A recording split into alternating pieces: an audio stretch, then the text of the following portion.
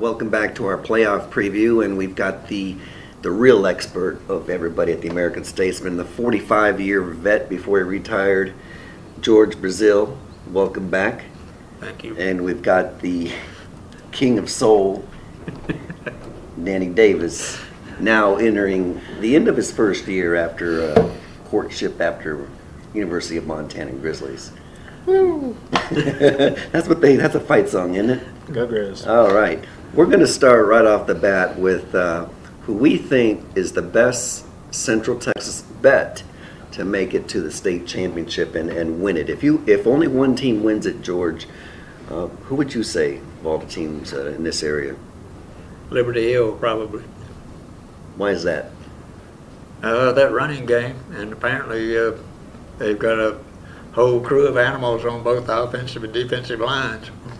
And they won it last year, and Yeah. they've got the same coach, and he's got that running game in full gear. And Dustin Gonzalez has been running extremely well, and Doug Allman. Well, you almost have to feel sorry for them. They got held to 250 yards rushing Friday and had 125 passing, including two touchdown passes to Gonzalez. Well, when you go 9-0, a lot of times it's going to be a mismatch like that. And Danny, you go next. Yeah, I think you can go with Liberty Hill or Giddings as a pretty safe bet, but I'm going to go with Lake Travis. I really like what they're doing. You know, they're passing the ball while Gilbert's pretty much been almost unstoppable. The second half of the season, he had some struggles with some interceptions early on, but he seems to have righted that ship. And I really like what they're doing, and a couple weeks ago they proved that they can run the ball too if need be. So I think I'm going to go with Lake Travis, but I think if you want a surprise pick, I think I might go with a team like Bowie or a team like that can play really good defense. Offense plays well enough to win, and defense is stellar. So, I'm going to go with those two. Bowie hasn't won a playoff game since 1992, and I don't think they've ever won state. George might correct me on that one, but that would be a good pick, and they've had an awfully good year, 8 wins in a row. I'm going to take a cue from you, Danny, and say that Giddings is going to be my pick. Giddings is 10-0, and they're number 1 in the state for a reason. One of the reasons is playing quarterback Brock Henry. He just seems like he gets better and better and better every year. University of Texas is going to have a great quarterback with him when he comes. Well, actually, he's going to probably play cornerback and not quarterback in college, but a great runner. They almost made it last year, but Liberty Hill knocked them off, and I think Giddings, of all teams, wants to get back there and maybe win it this time. Well, I have no argument with it except that Fitzhenry is the franchise. If he happens to get hurt, as he did against Liberty Hill, that's not good news. But it's not a bad pick. Well, the good thing about these two picks also is that they're in different divisions, so there's an opportunity for actually Giddings and Liberty Hill to both win state in 3A because they're in different divisions. But let's go to the main events now. Let's start Friday night, the big ones. Danny, I'll start with you. New Braunfels is playing Connolly. Now, New Braunfels is undefeated 10-0, but Connolly is playoff tested at 7-3. What do you feel about that one? Connolly's been a really good team. They played like Travis really tight a couple weeks ago, but this New Braunfels team, they've been pretty much under the radar. No one's really talking about them, but they have a kid named Ryan Perez who's just a stud, and great quarterback. I think we have them number 1 in our Central Texas poll for the last 4 or 5 weeks, and I think we have them there for a reason. So I'm going to have to go with New Braunfels on this one. One of the reasons is because they are the only undefeated team in that poll, and at least in the big schools. I'm going to go with New Braunfels also. And you, George? Probably New Braunfels, but New Braunfels and Connolly played each other 4 or 5 times in the last 3 or 4 years.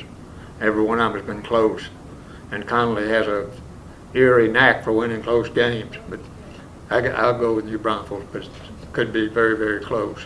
Now, going with one of the big surprises of Central Texas this year, Stony Point wins district for the first time.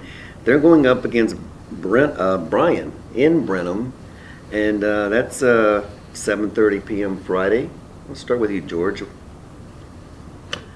I think Stony Point has something going. I'll go with it to beat Bryan.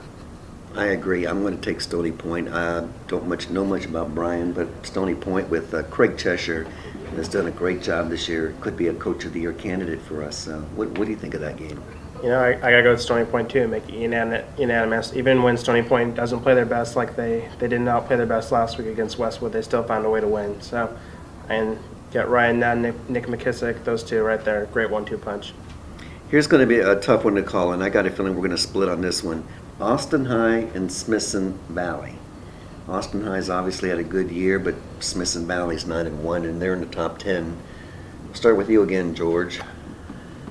I don't think Smithson Valley's going to be caught asleep again like they were last year against San Marcos.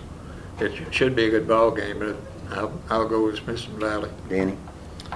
You know, I'm going to go with Smithson Valley too.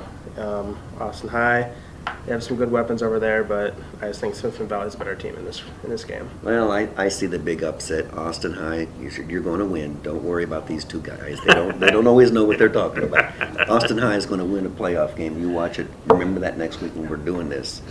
Oh, let's go with Giddings and Sealy. Giddings 10-0, Sealy 7-3. Giddings. I think that's going to be an easy one. What do you think? Giddings. We'll go with Giddings. And last but not least, this is an interesting game. Round Rock and A&M Consolidated. That's what I say.